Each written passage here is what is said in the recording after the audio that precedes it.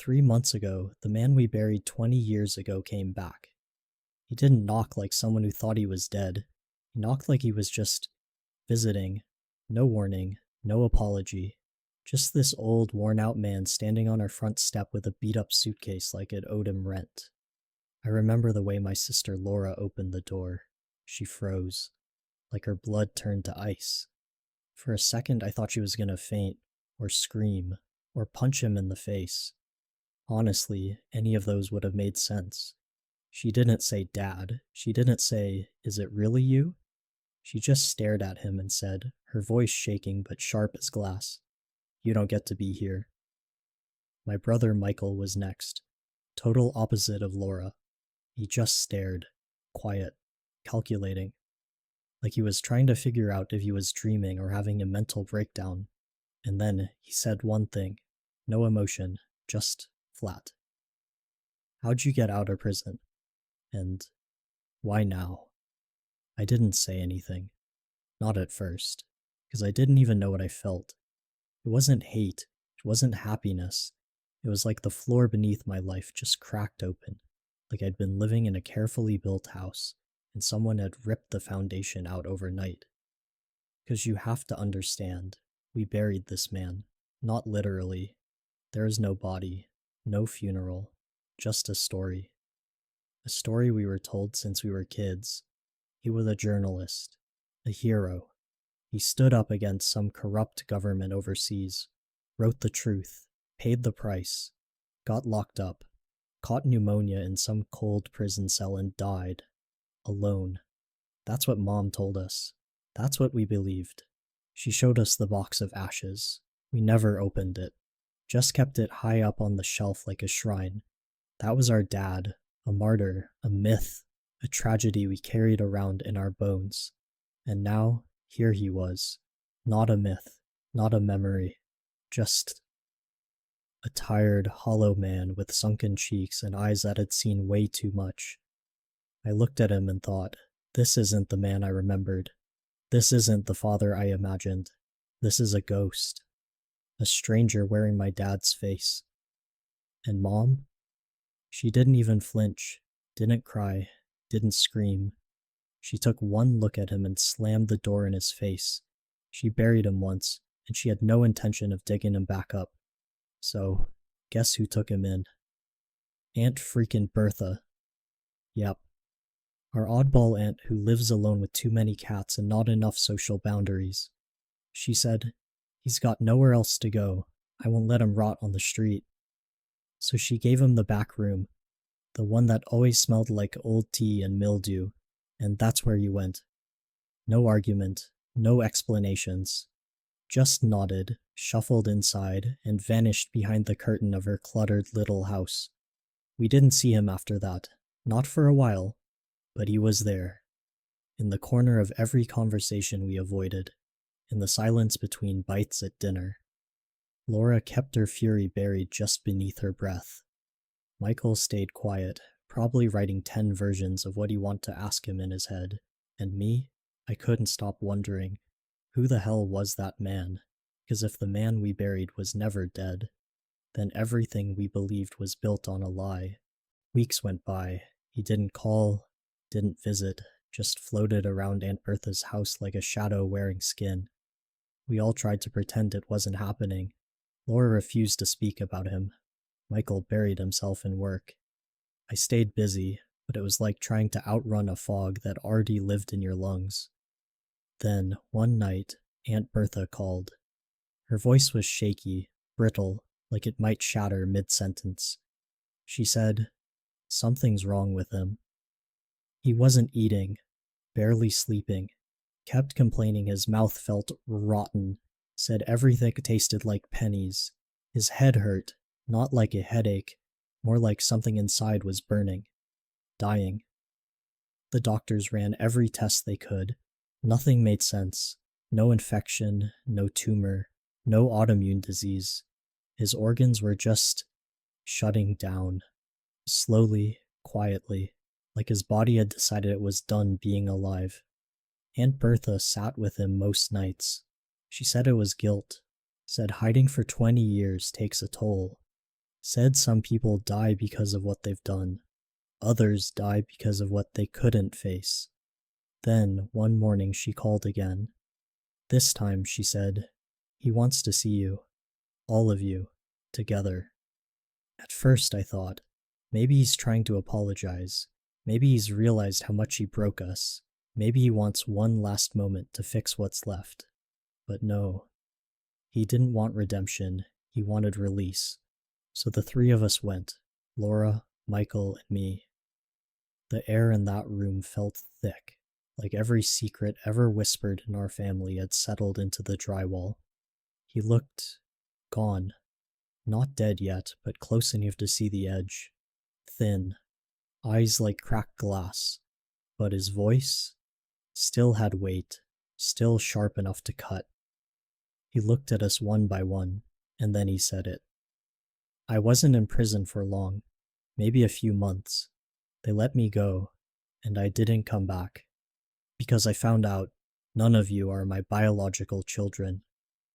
Silence, the kind of silence that hums in your ears, that presses down on your chest like water. Laura clenched her fists. Michael didn't move. I felt my brain trying to reboot like a broken computer. He kept talking. Your mom, she wrote me a letter while I was inside, told me she loved me, said she'd wait, but she lied. In that same letter, she told me the truth, that all three of you aren't mine. I felt like my entire life was a joke, so I left. I faked my death. I let the world believe I was gone because, to me, I was. No tears, no drama. He just said it like someone reading out a diagnosis, like he had rehearsed it 1,000 times in the dark. And we just stood there, statues with cracked faces. Everything we believed, our history, our childhood, our grief, flipped upside down. I didn't hate you, he added. I just couldn't look at what wasn't mine. And that was it. He closed his eyes. Not dead yet, but done. There were no hugs, no words of comfort. He didn't ask for forgiveness. He didn't say he loved us. He just let go of the story he had been carrying. Like it was poison, he finally coughed up. And when we left that room, we weren't the same. We walked in carrying memories. We walked out carrying doubt. Who were we? Who was he? And what the hell kind of family had we been living in all these years? After he died, things didn't get quiet. They got weird. It started 2 days after the funeral. Aunt Bertha called me again, and this time she sounded terrified. I can't stay here, she said. The room, it feels wrong, heavy, like something's still in there. She said she kept hearing scratching in the closet at night. Not rats, not pipes, something deliberate, something waiting. I drove over the next morning. The house was cold. Not physically, just emotionally dead.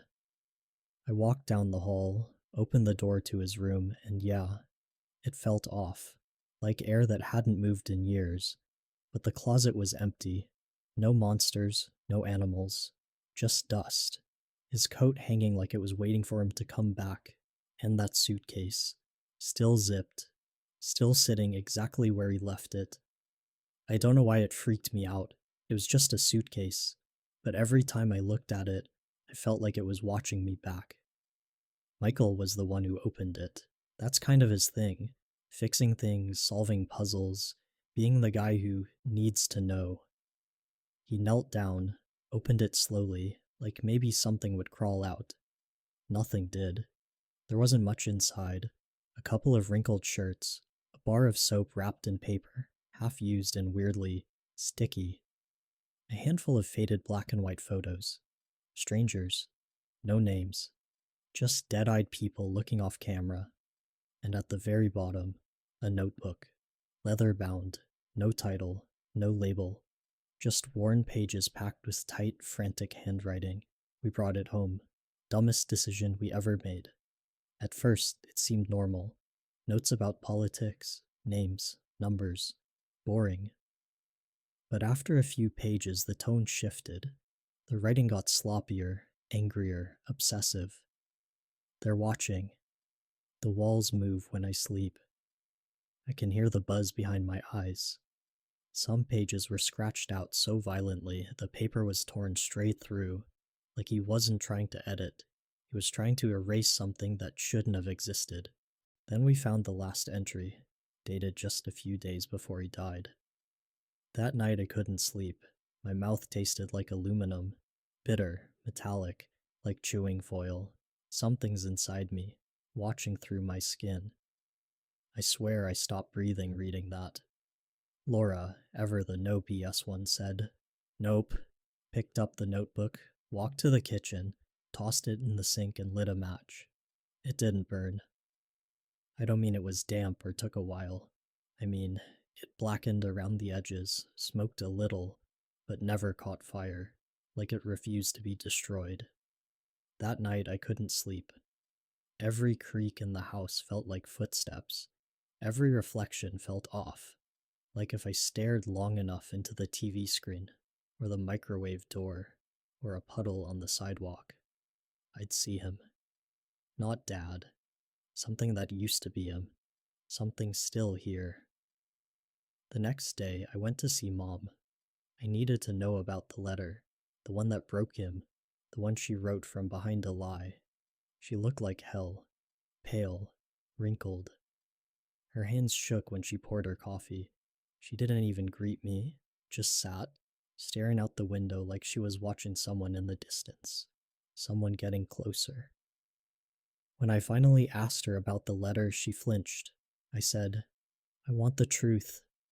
About the letter, about him, about us.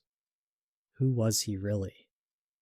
She turned her head slowly, looked at me like I'd just confessed a murder. "What the hell are you talking about?" she said flatly. "Are you high again?" And then she walked away. No answers, just ice. That night, Laura called me sobbing. She'd found Michael in the bathroom. Not bleeding, not overdosed, just sitting in the tub, fully dressed, staring at the wall, muttering. He wasn't supposed to come back. He wasn't supposed to come back. Over and over. We checked him into a clinic the next day. He hasn't spoken since. Now it's just me and this notebook I can't throw away. I've tried. Trash. Fire. Dropped it at a bus stop once and drove off. Next morning, it was on my front porch, dry, clean, waiting. Sometimes I think I see him. My dad, in mirrors, in dreams, in doorways that shouldn't open, watching me. And now I'm starting to wonder, did he come back wrong? Or did he bring something back with him? Something shifted after Michael broke. We'd always known he was the quiet one, the one who thought too much, felt too much, but never let it show. That's why seeing him, curled up, fully clothed in a tub of cold water, whispering like something had snapped, shook me. He wasn't supposed to come back, he kept saying. He wasn't supposed to come back. Laura and I looked at each other. She didn't cry. She never does. But her hands wouldn't stop shaking. We got him checked in the next morning. Psychiatric evaluation. Full care. The doctors said he was nonverbal, disassociated, like his mind had locked a door and thrown away the key. I remember just standing there in the hallway of that clinic, watching him through the glass. He wouldn't even blink, just kept looking at the wall like it might move. That night, I had a dream. I was in the hallway of Aunt Bertha's house. Everything was quiet, the kind of quiet that isn't peace, but pressure, like the walls were holding their breath. The door to Dad's room was cracked open. Something moved inside. I stepped closer and suddenly he was there. My dad, standing in the doorway, smiling. But it wasn't a smile. It was too wide, too stiff. His eyes were black, bottomless. I woke up gasping, and I swear to God I saw a shape standing in the corner of my bedroom mirror, just for a second. I stopped sleeping after that. Instead, I started reading the notebook. Again. Every word, Every scratch, every paranoid sentence. I didn't know why I was doing it. It didn't feel like a choice. It felt like a ritual, like if I didn't read it, something would go wrong. That's when I went back to Mom. She didn't answer the door, but it was unlocked, so I let myself in. The place was dark, even though it was mid-afternoon. She was sitting on the couch, staring out the window like she had been for days. Didn't even look at me. I sat down across from her. I had the notebook in my hands, and I asked again, "Tell me about the letter, the one you sent him in prison, the one that made him disappear." She didn't flinch this time. She just turned her head, slowly, like her neck didn't want to work. And then she looked at me, really looked. And in that moment, I swear I saw fear in her eyes. Not sadness, not guilt, fear. "You want the truth?" she said. "About him? About you?" I nodded. My mouth was dry, my hands were ice. She paused, opened her mouth like she wanted to speak, but nothing came out. Then finally she whispered, "What the hell are you talking about? Are you high again?" Just like that, cold, dismissive, like I was the problem, like I'd imagined all of it. And then she stood up, walked away, left me sitting there with the notebook in my lap and a pit growing in my chest. I don't know what hurt more, her denial or the way she said it, like it was rehearsed, like she had that answer ready. That night, the scratching came back. Not in the house, not in the closet, in my head. It started as a buzz, like a radio signal too faint to hear, then louder, scraping, whispering. My dad's voice, saying my name, over and over, sometimes gentle, sometimes angry. I stayed up until sunrise, just staring at the notebook, at the final page, the one that reads, "It's not just inside me anymore." I don't know what that means, but I can't stop thinking about it. I see things now, in reflections, on the train, in my peripheral vision, shapes that don't move right, faces that disappear when I look twice. Michael's not the only one losing it. Sometimes I wonder, maybe Dad didn't leave because of the letter. Maybe he didn't fake his death to escape betrayal. Maybe he was running from something worse, and now it's here, in us, in me. It had to end where it started, with the suitcase, the room, Aunt Bertha. I hadn't been back to her house since the funeral, since everything. But something kept pulling me there, like a rope around my ribs, tightening with every dream, every flicker in the mirror, every whisper in the night. I brought the notebook with me. Of course I did. I couldn't leave it even if I wanted to. It's like it knows when you try. Aunt Bertha opened the door before I even knocked. She looked wrecked. Not like she'd been crying, like she hadn't slept in weeks. Her eyes were too wide, rimmed with red. Her skin was pale and her hands shook when she opened the door. "I knew you'd come," she said. Her voice was flat. "It's still here. I can feel it." She let me in, but everything in the house felt shifted. Like the walls had moved an inch to the left and no one told the furniture. Nothing was where I remembered it. The room was darker, the air heavier, still. We sat in the kitchen. She poured me tea with hands that wouldn't stop trembling, and then she asked without looking at me, "You see him too, don't you?" I didn't answer. Didn't have to. She nodded slowly, like that confirmed something terrible she had already suspected. I finally spoke. "What happened here? What's in that notebook? What was in him?" Bertha didn't answer at first, just kept glancing over her shoulder, like she was waiting for someone to walk in, someone she couldn't name. And then, softly, so soft I barely heard it, she said, "I loved him." I stared. My breath caught. That's not what I expected. "What?" She looked at me, eyes glassy. "Not just as a brother-in-law. I mean, I loved him. For years. Before your mom. After. Always." and he loved me too. At least I thought he did. I didn't know what to say. Then her face changed. Her voice dropped. Barely a whisper. But something changed in him. The last time he came back from overseas, before the prison story, before he disappeared, he was different. He didn't talk the same. He'd stare into corners for hours. Said he couldn't sleep, that his dreams weren't his anymore, that something was watching him. From the inside, she started crying, quietly, not the messy kind. The kind that looks like you've run out of ways to be scared. One night, he gave me the suitcase, told me never to open it, said it was dangerous, that the notebook was keeping it contained. But after he died, I opened it. Her eyes locked onto mine, and now I hear him too. I felt something tighten in my chest. I wanted to get up, but my legs wouldn't move.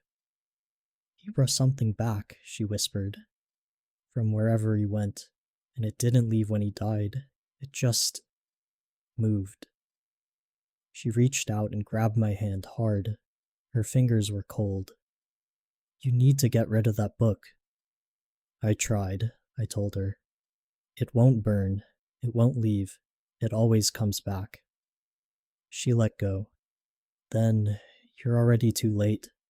The words landed like lead in my stomach. I didn't say goodbye when I left. She didn't ask me to stay. That night, back in my apartment, I put the notebook in a drawer, locked it, sat on my couch in silence, and then I saw it, just for a second, in the hallway mirror, a reflection behind mine, eyes dark, smile too wide, watching. It was him, or something wearing what was left of him, and it smiled.